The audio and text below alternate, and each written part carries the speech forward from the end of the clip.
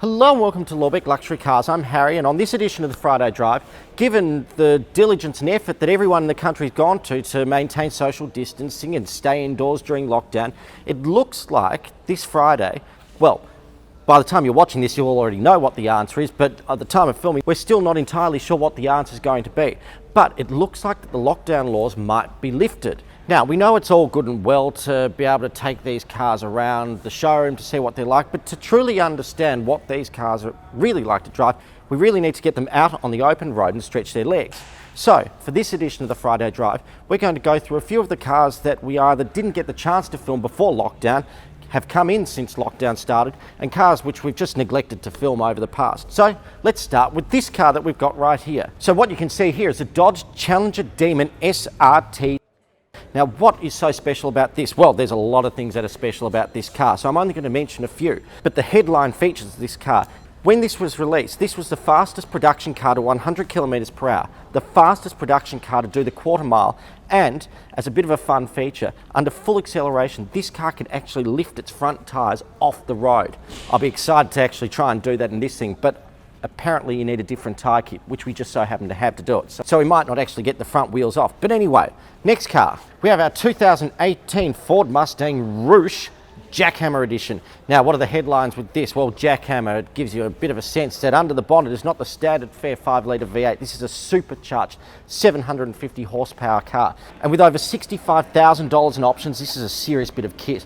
And speaking of serious bits of kit, let's come over. This is our 1985 Holden HDT SSVK. There's a lot of different words in it. I probably didn't get it in the right order, but this is a serious car. This is a proper race car for the road. This is number 301 of 500, and I'd love to tell you a bit more, but there's still a lot more research I've got to do about this car, but I desperately want to get on the road.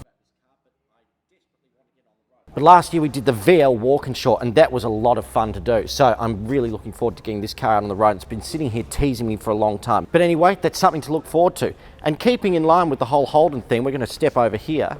Here we have our 1955 Holden FJ Special. Now this, of course, is the iconic original sort of shape Holden.